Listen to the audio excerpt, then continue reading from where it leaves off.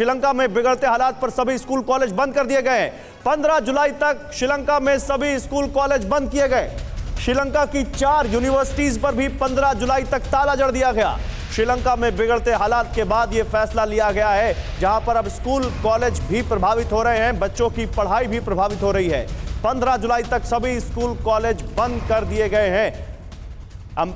अच्छा, इस बीच देखिए एक बड़ी खबर आ रही है, श्रीलंका से जुड़ी हुई ही बड़ी खबर है। श्रीलंका संकट पर इशारों में ओवैसी ने पीएम मोदी पर निशाना साधा है। वो कह रहे हैं तुमसे पहले वो शख्स भी तख्त नशी था। ओवैसी ने यहां पर एक शेर पढ़ा, तुमसे पहले भी वो शख्स तख्त नशी था, उसे भी अपने खुदा होने पर इतना ही यकीन था। ऐसी कोई ताकत नहीं जिसे कोई ना मिटा सके। सभी निर्वाचित तानाशाह इसे याद रखें, ये असदुद्दीन ओवैसी कह रहे हैं। लेकिन असदुद्दीन ओवैसी को ये पता नहीं कि भारत श्रीलंका नहीं है। ये मौके पर जो चौका मारने की कोशिश कर रहे हैं असदुद्दीन ओवैसी, कपिल सर, क्या श्रीलंका और भारत की कोई तुलना की जा सकती है? अरे आप किस घटिया आदमी की बात कर रहे हैं? आईएसआई का एजेंट बैठा हुआ है, रज़ाकरों की औलाद है ये ओवैसी। ये डिक्टेटर बना रहा है इलेक्टेड प्राइम मिनिस्टर को इंडिया के, जिसको इतनी वोट देकर के इंडिया ने, पब्लिक ने प्राइम मिनिस्टर बनाया है। ये खुद क्या है?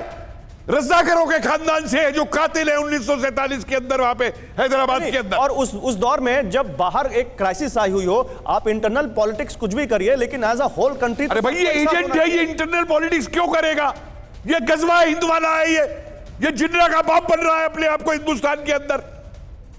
नहीं, लेकिन मैं चलिए, जो भी है इनका मोटो वो सरकार देखेगी। सवाल यह है कि क्या इस मौके पर, जहां पर पड़ोस में इतनी बड़ी क्राइसिस हो, हमको एज अ नेशन रिएक्ट करना चाहिए या as a political party react करना चाहिए? ये तो समझ में नहीं आ रहा कि मतलब इस समय पर, इस मुद्दे पर मोदी को अंदर लाना और उसको कंडेम करना, ये तो बनता ही नहीं है। पॉलिटिकल इमैच्योरिटी है ये। अम्बेसडर सचदेवा कुछ रिएक्ट करना चाह रहे हैं इस पर? सर, मैं इस बारे में 2 पहलू लाना चाहूँगा। एक तो आपको याद होगा कि 3 साल पहले मालदीव्स का यही हाल था, इसी तरह की बातें हो रही थी, राजनीतिक अस्थिरता थी। चीन का चंगुल से वो एयरपोर्ट से लेकर के और शहर तक पुल बनाया जा रहा था $1 बिलियन से ऊपर के कर्जे से। तो ये इसको संभाला किसने है? भारत ने संभाला। तो हमें अनुभव है ऐसी बातों का। दूसरी बात, अगर और पीछे जाएं तो श्रीलंका के भूतकाल में भी ऐसे अवसर आए हैं जबकि पाश्चात्य देशों के समूह ने भारत पर भरोसा किया है।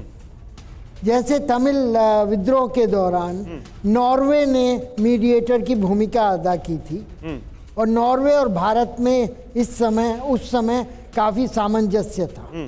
कई देशों ने, 9 पाश्चात्य देशों ने मिलकर ये कहा था कि श्रीलंका भारत की जोन ऑफ इन्फ्लुएंस में है और भारत को ही इस समस्याओं को हल करना है। तो इसी तरह का एक इंटरनेशनल कंसेंसस बनाने की ज़रूरत है, क्योंकि अगर भारत यूनिलेटरली कुछ करेगा तो उसका विपरीत परिणाम होंगे।